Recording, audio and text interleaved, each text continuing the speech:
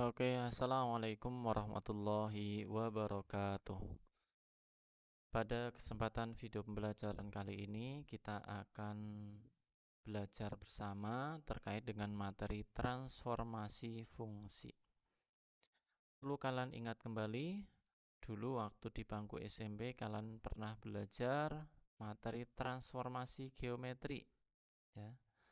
Ini merupakan perubahan bentuk, posisi, dan ukuran dari suatu objek. Ya, jadi yang namanya transformasi itu mengalami perubahan bentuk, posisi, dan ukuran dari suatu objek. Yang objeknya itu bisa berupa titik, garis, kurva maupun bidang. Ya. Nanti ada 4 jenis transformasi yang kalian pelajari, yaitu translasi, refleksi, rotasi, dan dilatasi. Ya. Untuk yang pertama, namanya translasi. Translasi itu adalah pergeseran. Adalah pemindahan suatu objek sepanjang garis lurus dengan arah dan jarak tertentu tanpa mengubah ukurannya.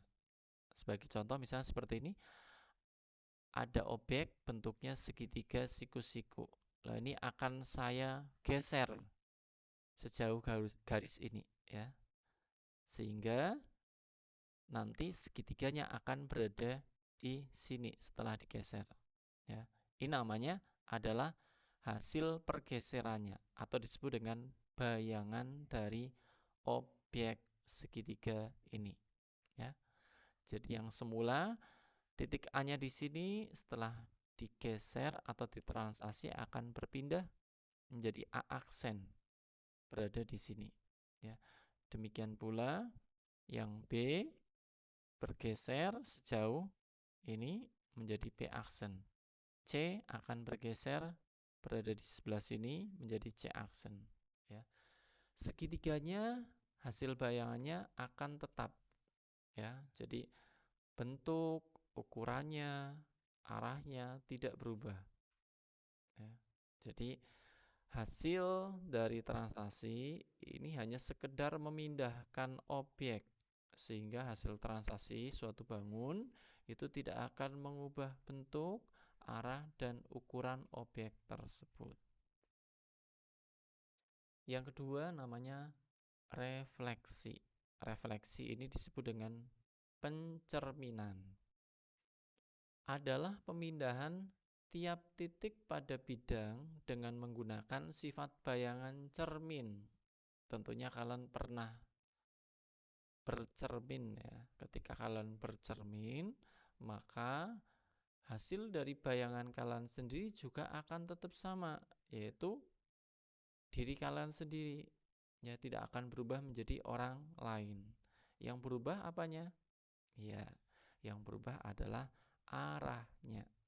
Ya, jadi tangan kiri kalian ketika tampak di cermin itu akan menjadi tangan kanan, ya.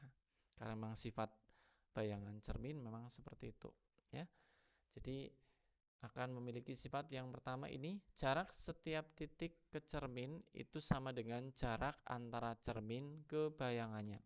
Contohnya ini ada segitiga siku-siku, ya. Ini anggap adalah cerminnya di sini, ya. Cerminnya adalah cermin G. Ya, saya kasih nama G.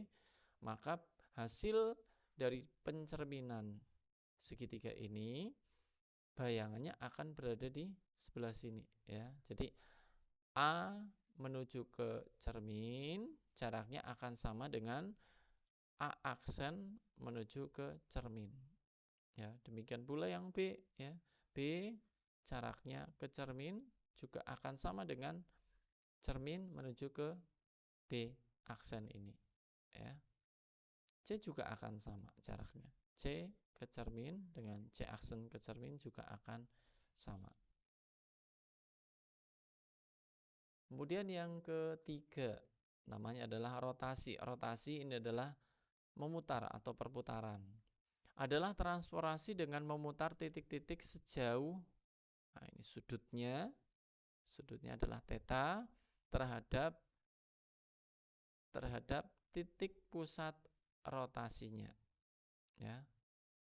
Rotasi dengan pusat P dan sudut rotasi theta ini dinotasikan dengan R. R-nya menunjukkan rotasi, P-nya adalah pusat, sedangkan ini adalah besar atau sudut perputarannya. Ya. Yang perlu kalian pahami adalah ini sudutnya, sudut rotasinya apabila positif, maka arah perputarannya adalah berlawanan dengan arah jarum jam. Sedangkan jika sudut rotasinya adalah negatif, maka arah perputarannya ini adalah searah dengan jarum jam.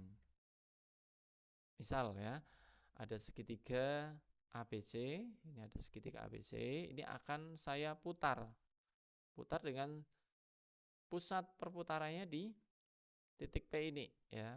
Saya putar misalnya sejauh 90 derajat ini. Ya. Sehingga titik A yang tadinya semula di sini, setelah saya putar sejauh 90 derajat, maka bayangan dari A akan berada di sini. Demikian pula C. Kalau saya putar 90 derajat, maka akan menjadi berada di sebelah sini atau C aksen. Demikian pula yang B, saya putar 90 derajat sehingga lokasi bayangannya adalah berada di sebelah sini. Ya.